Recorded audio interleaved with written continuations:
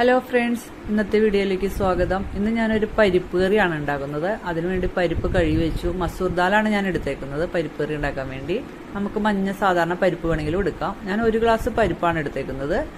അത് കഴുകി കുക്കറിലേക്ക് ഇട്ടു. അതിന്റെ പരിപ്പിന്റെ ഒപ്പം വേവിക്കേണ്ട കുറച്ച് സാധനങ്ങളാണ് ഞാൻ എടുത്തു വെച്ചേക്കുന്നത്.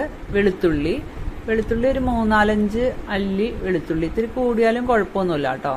വെളുത്തുള്ളി കൂടിയാലും ടേസ്റ്റ് ഉണ്ടാവും.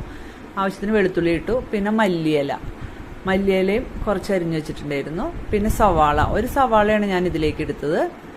പിന്നെ ഒരു തക്കാളി അരിഞ്ഞു വെച്ചു.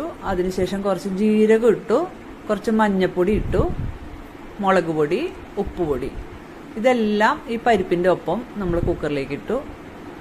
അതിനുശേഷം നല്ലപോലെ മിക്സ് ചെയ്ത് ആവശ്യത്തിന് വെള്ളം ഒഴിച്ചു. ഇപ്പോൾ 1 ഗ്ലാസ് വെള്ളമാണ് ഞാൻ ഒഴിച്ചേക്കുന്നത്. നമുക്ക് പരിപ്പ് വെന്ത് കഴിയുമ്പോൾ കുറച്ച് വെള്ളം കൂടി ചേർക്കേണ്ടി വരും. അതിനുശേഷം കുക്കർ അടുപ്പത്ത് വച്ചു വേവിച്ചു. അതിനുശേഷം നെയ്യ് ഒഴിച്ചു. ഇത് താളിപ്പിന് വേണ്ടിയിട്ട് 2 സ്പൂൺ നെയ്യാണ് ഞാൻ ഒഴിച്ചത്. അതിലേക്ക് ആവശ്യത്തിന് കടുക് ഇട്ടു പൊട്ടിക്കഴിഞ്ഞ് കഴിഞ്ഞപ്പോൾ ചെറിയ ഉള്ളിയും കറിവേപ്പിലയും അതിലേക്കിട്ടു. തീ ഇത്തിരി കുറച്ച് വയ്ക്കുക. ഒരുപാട് പെട്ടെന്ന് ആളിക്കത്തി കരിഞ്ഞു പോവാതെ ചെറു തീയിൽ ഒന്ന് മൊരിച്ചെടുക്കുക. മൊരിഞ്ഞത് നമ്മൾ വേവിച്ച് വെച്ചേക്കണ പരിപ്പിലേക്ക് ഒഴിക്കുക. പരിപ്പ് പാകത്തിന് വെന്തിരിക്കുന്നുണ്ട്. വെള്ളം കുറവുണ്ട്. അപ്പോൾ നമ്മൾ ഈ താളിച്ച് വെച്ചേക്കണത് ഇതിലേക്ക് ഒഴിച്ചിട്ട് ആ ഫ്രൈ പാനിൽ തന്നെ കുറച്ച് വെള്ളം ഒന്ന് നല്ലപോലെ തിളപ്പിക്കണം.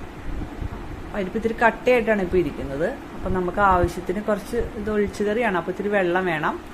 അപ്പോൾ കുറച്ച് വെള്ളം ഫ്രൈ പാനിൽ ഒഴിച്ചിട്ട് ഒന്ന് നല്ലപോലെ തിളപ്പിക്കുക. എന്നിട്ട് പരിപ്പിലേക്ക്. അപ്പോൾ പരിപ്പ് കറി റെഡി ആയിട്ടുണ്ട്. ഇതാണ് ഫൈനൽ ലുക്ക്. എല്ലാവരും ട്രൈ ചെയ്ത് നോക്കുക. താങ്ക്